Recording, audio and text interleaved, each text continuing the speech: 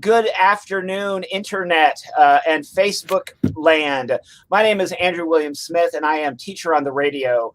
I also do double time as instructor of English at Tennessee Tech. And the English department at Tech is where our theater program is located in the beautiful Backdoor Playhouse in the Jerry Whitson building. And my dear beloved older brother, Mark Creter, is the director of theater here at the university. And with director Joe Clark of the play, they're producing Hughie by Eugene O'Neill. It opened on Thursday. It's up today through a week from today.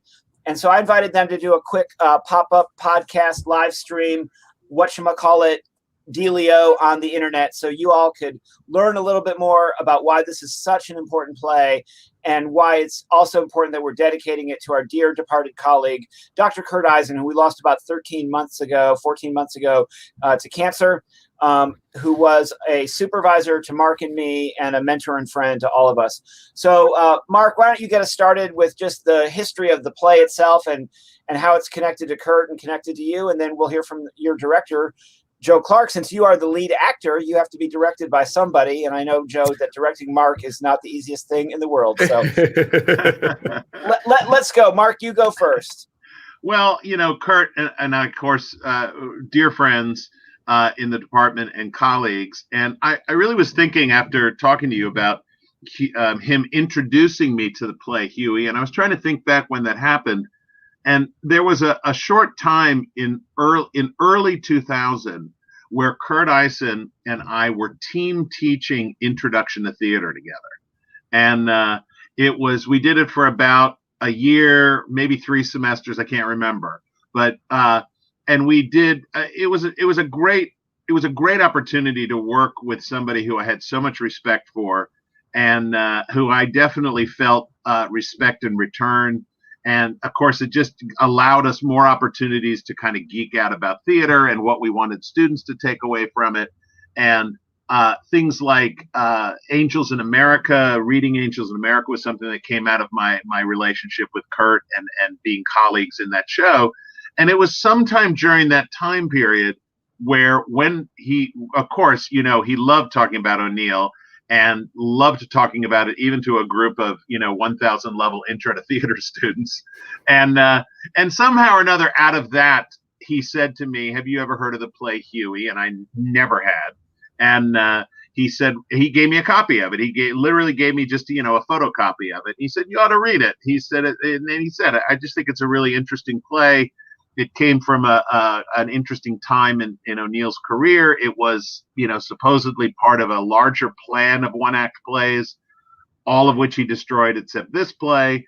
And he mentioned in passing, it'd be a good role for you." And I have always fantasized that I would want to do a show that was essentially a one-man show. I don't know why, because as I've learned in Hughie, I am so connected I need the other people on stage. I don't trust myself enough on stage to not surround myself with talented people. Fortunately, Hughie has a number of very talented people that I can rely on. But it's just a show that was always kind of in my head, and occasionally I would circle back to it. And then down the road, of course, Joe became my student. And, I feel like I inspired him with my love of theater. He also became Kurt's student. So, it was one of those things, as often is the case in theater, everything came together in this kind of perfect storm to make this happen. And I knew that Kurt was always a little disappointed that I had never directed anything by O'Neill in the Playhouse. I know. I will say I was both intimidated by O'Neill. I mean, he's very intimidating as a playwright. He was more intimidating for me than Shakespeare. Also, just not feeling like I've never really had a strong handle on Eugene O'Neill. So I wasn't even sure how I would have done any of his plays. I had an early student in the early 2000s who did a one act of The Web, which is an early play of O'Neill's. And then, of course, Joe did a cutting of an O'Neill play for a directing class. So, at least my students were given Kurt a little bit of O'Neill love on the stage, but I was just being a big wuss about it, and I didn't do it. And I can't tell you how many conversations we had over the years about Long Day's Journey and the various actors we had in town who, you know, Kurt was certain would be, oh, so-and-so would be an amazing, you know, name a character in that play.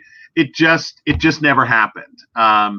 You know, we did get to, for instance, Death of a Salesman, which is something I was very proud of, but we never got to anything else. So that all of that kind of was a lead up to Joe and myself kind of batting Hughie around a little bit, and then adding James Alder into the mix, who is our wonderful facilities manager and colleague and friend, and you know, a quarantine where Joe, James, and I were sort of decided we were all in each other's bubble, and I was teaching in the summer, so I was on campus. And Joe and James and I had started batting ideas around. And at some point or another, we decided, hey, wouldn't it be fun to, I don't know, let's just read Hughie. Let's just sit in the green room and we'll read it out loud. And I think it kind of evolved from there. Am I remembering this part correctly, Joe? Yes, you are.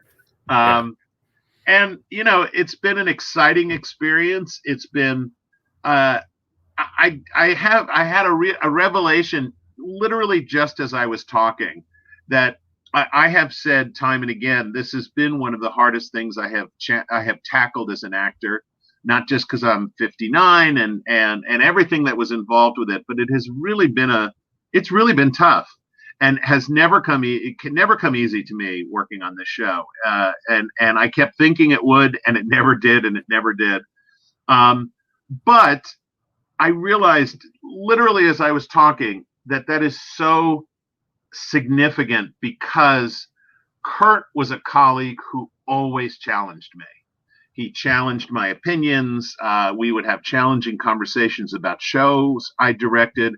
So it makes complete sense that we would be doing a show under the banner, the Kurt Eisen Essential Playwright Series, and it would be a show that has really kicked my butt every minute of the way, because in many ways, that's one of the things I really appreciate about Kurt. And I mean, he didn't just challenge me in theater. He challenged me with music. He introduced me to musicians that I had no clue about.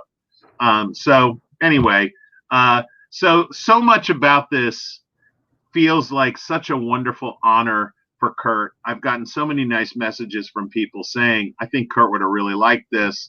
So, you know, it's amazing how everything comes together.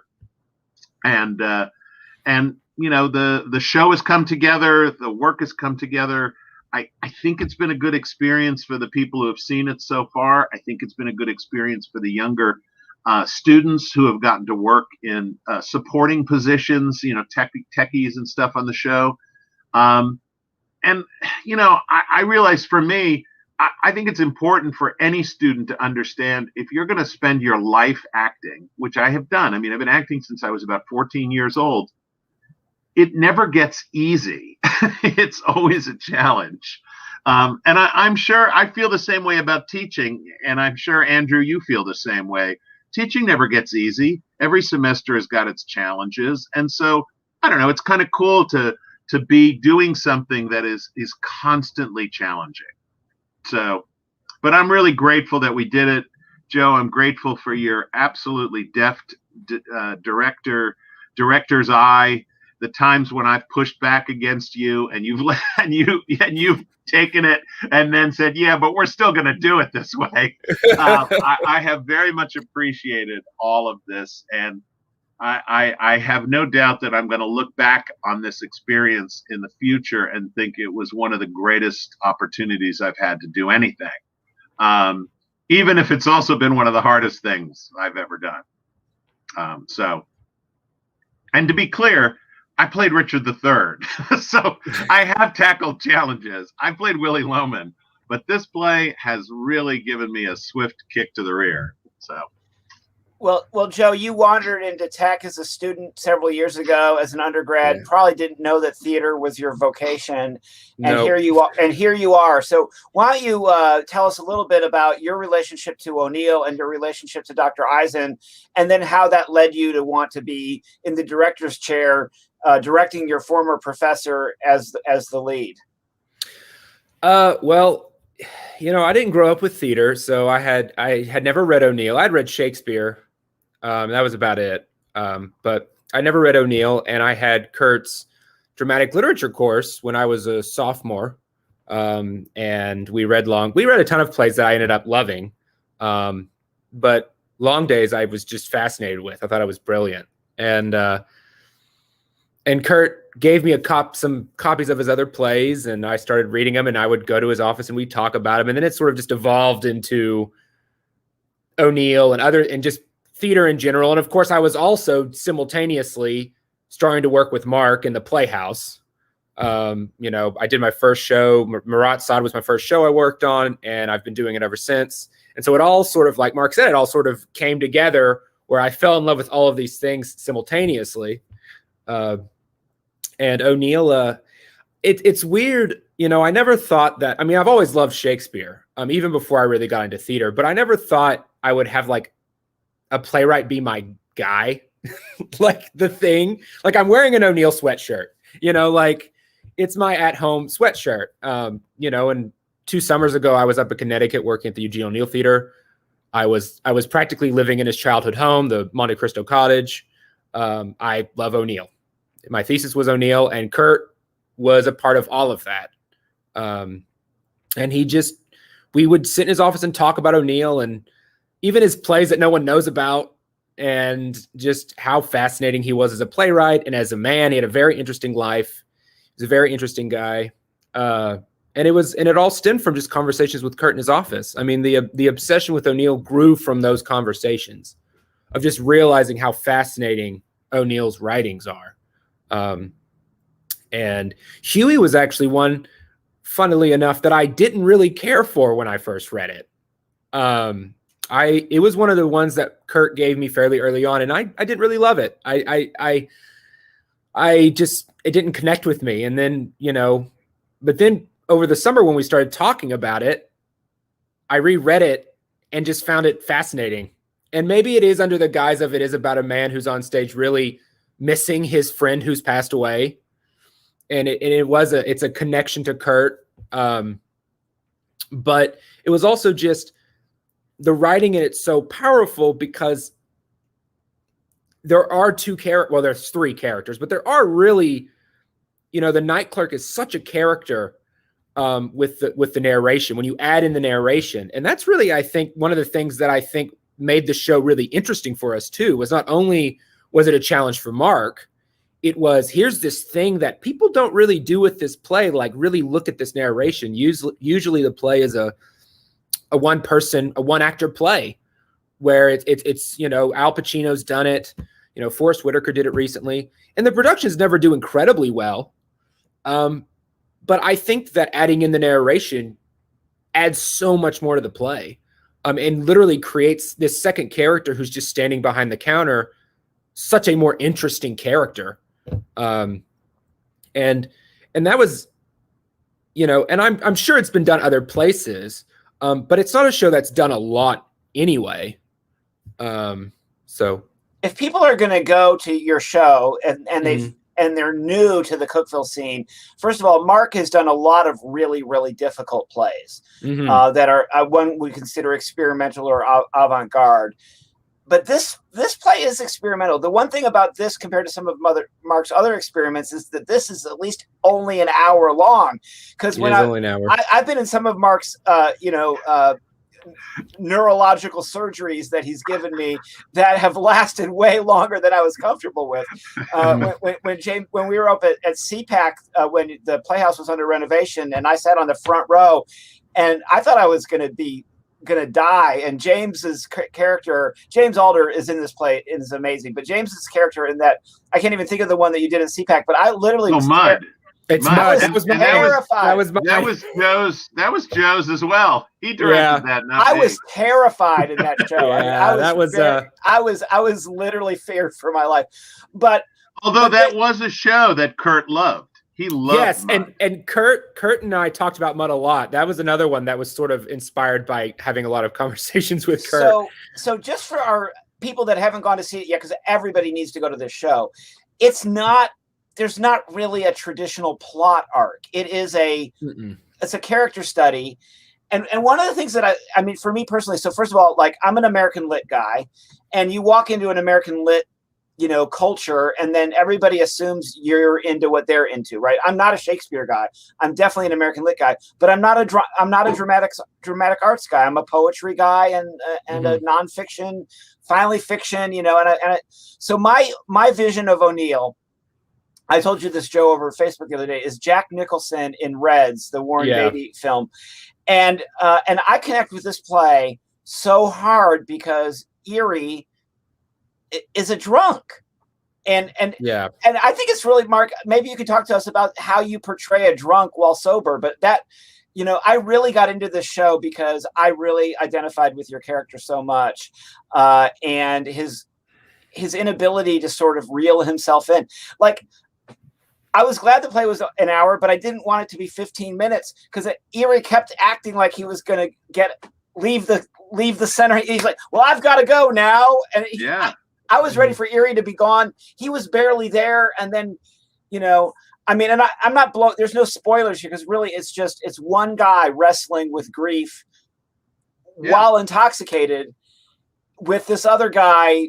And that can be the thing that can be the cliffhanger. You guys got to go see it just to see Ryan Steele and just to see The Night Clerk.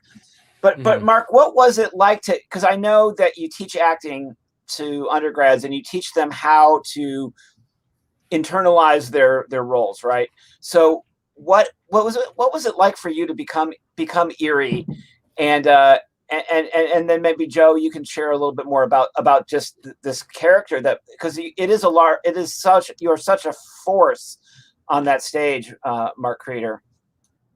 Well, it was just, the thing that I connected with Erie as a character was being a storyteller. I mean, I'm a storyteller. I'm everyone who knows me has undoubtedly heard stories about the theater, you work in theater in part to build up these great stories about, let me tell you about the worst show I ever worked on, or let me tell you about the time I went up on stage, or let me tell you this. So storytelling comes very naturally to me. So that aspect of the character came very naturally to me.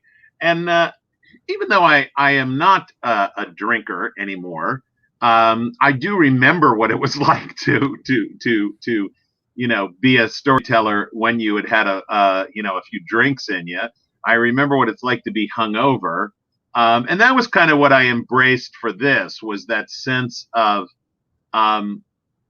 feeling hungover. I wanted to give a sense that he was hungover, so I didn't do any like slurring or those kind of things you do for playing a drunk in a show.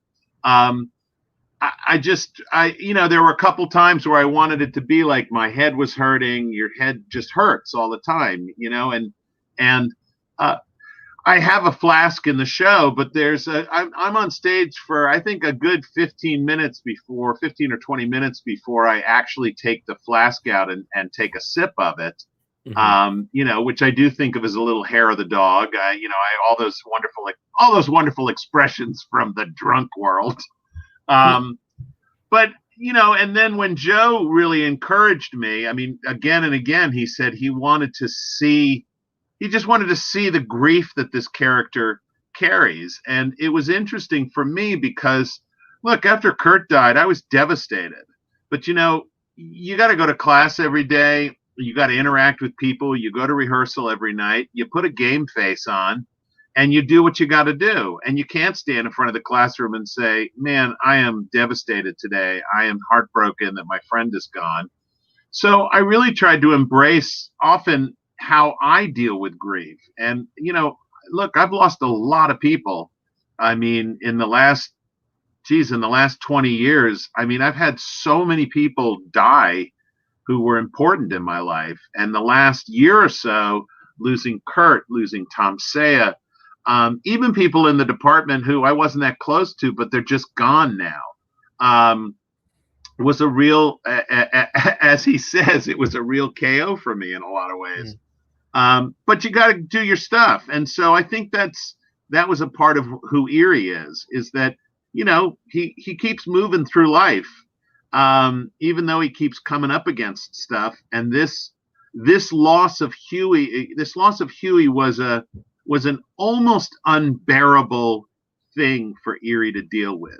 Everything else, his being a failure, his not ever being married, he's not ever having kids, he's not having a traditional life, which wasn't necessarily. I mean, when the play takes place in the late 20s, we weren't necessarily. That was just at the beginning of crafting this American dream that we talk about in like Death of a Salesman. But Erie does not have a standard life. He has always tried to be this image he has of himself that isn't real. And then he meets this guy, Hughie, who sees him as this guy that he thinks he is and pretends to be, that he's this, hotshot Broadway guy who's had lots of wins, and he bets the horses, and and he makes all the babes. And it was fun. And look, there are times I've lived my whole life in many ways feeling like I've crafted this persona in Cookeville of this extremely confident, almost arrogant person that has, intimidated students. I mean, James is so funny when James is like, dude, you are so intimidating to people. And I know it's all crafted. I mean, I know that there are things that, and this show certainly has been an opportunity for me to really have to embrace some of the anxiety that I live with. So yeah, this guy, I mean, it's the simple thing in theater is to say, this guy was in my wheelhouse. This guy is definitely a character that I knew. And it was in many ways a real challenge to then bring him together. But I've also had so much anxiety, and it was funny because I credit James for pointing out to me, of course you're not feeling confident. You're playing a character who literally admits, I've lost the old confidence. And I thought, oh yes, of course I'm struggling, because I'm living in this guy every day who is putting on a lot of, show, but is really feeling very frightened. And so it all works, it just works. Acting is so cool. I have definitely been dumping a little bit on acting because it's been beating me up so much the last week. But what an amazing opportunity. You know what? I sure saved money on therapy. I can tell you that. So Joe, just briefly, we're going to wrap this up here in just a couple of minutes. I'm Andrew Smith, teacher on the radio, and I'm here today interviewing Mark Creter and Joe Clark, and they are, along with James Alder and Ryan Steele and all of their many other assistants, producing Hughie by Eugene O'Neill, the debut production of a Kurt Eisen series of American playwrights at the Backdoor Playhouse on Tech's campus. It's tonight at 8 p.m. It's going to be on Monday at 8 p.m., Tuesday at 8 p.m., Thursday at 10 p.m., Friday at 8 p.m., Saturday at 2 and at 8. And there is also a way you can stream it on the internet. Just look up the Backdoor Playhouse. It's tntech.edu/Backdoor Playhouse, or find us on Facebook to get all the information. Mark Creter even lets you email him at mcreter. If you have any questions about the show, they are socially distanced, wearing masks in the audience, and you can also watch it only on a live stream for a very affordable price next weekend. A couple of the closing episodes will be live streamed. So, Joe, what was it like to direct your kind of your teacher, your supervisor type guy as a belligerent, grieving drunk? What was that like? Well, it's interesting because,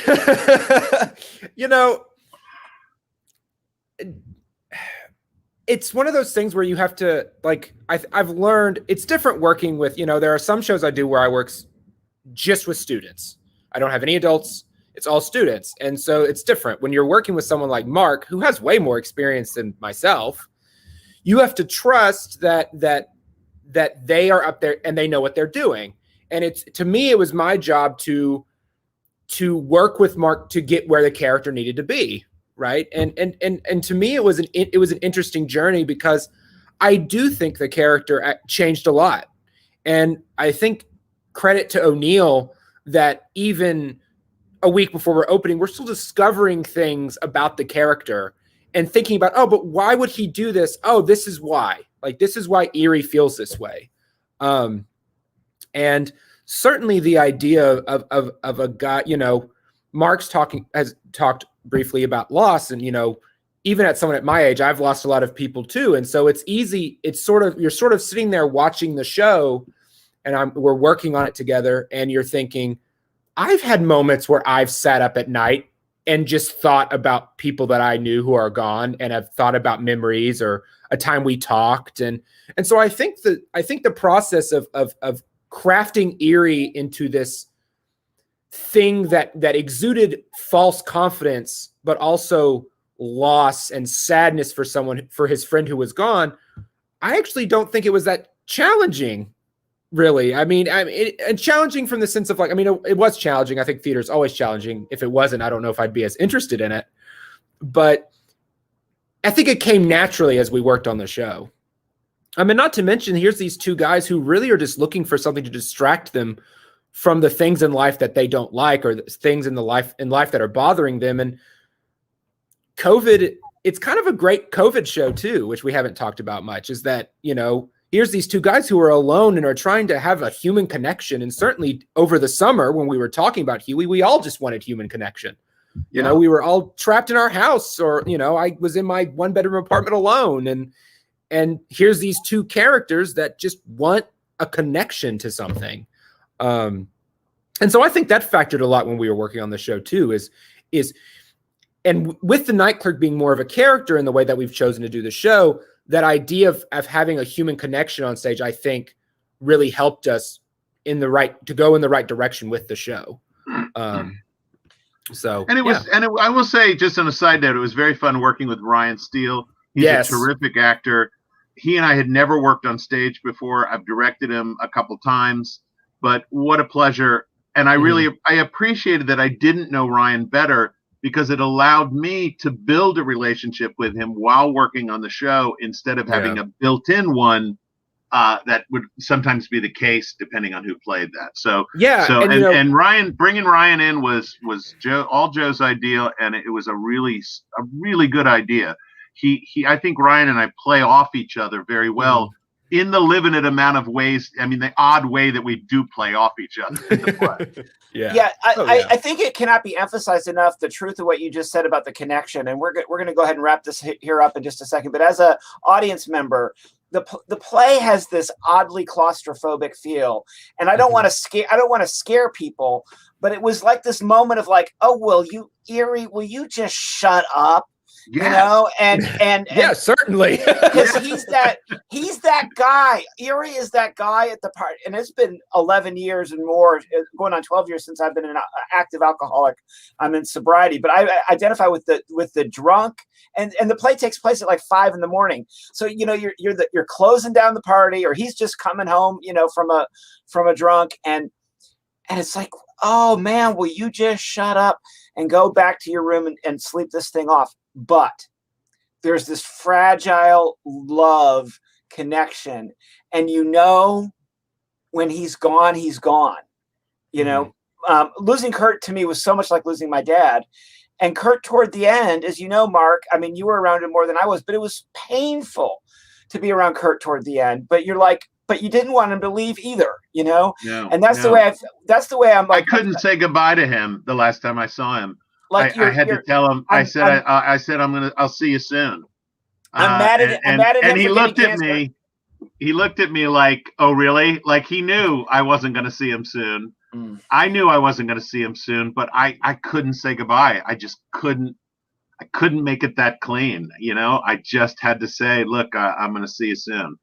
So for anybody in Cookeville who knew Dr. Eisen, and anybody out there in the world who's an alumni or had to move on, you can watch this thing on the second weekend from home all over the world, thanks to the miracle of the internet. So I've spent the last half hour with Joseph Clark, the director, and a colleague here at Tech, Mark Creter, my dear friend and colleague and director of theater at Tech, who's also the lead actor in Hughie by Eugene O'Neill. It's the debut of the Kurt Eisen playwright series. It's up tonight, all through next week. please make time in your schedule to see Hughie at the Backdoor Playhouse. And Mark and Joseph, thank you so much for spending the half hour with me conversing about this play. And this broadcast will be archived on the internet, so you can share it with your friends. So everybody have a beautiful day. And you guys, as they say, break a leg tonight. And thanks, buddy. everyone. You're welcome. Thank you. Thanks for listening, friends. All right.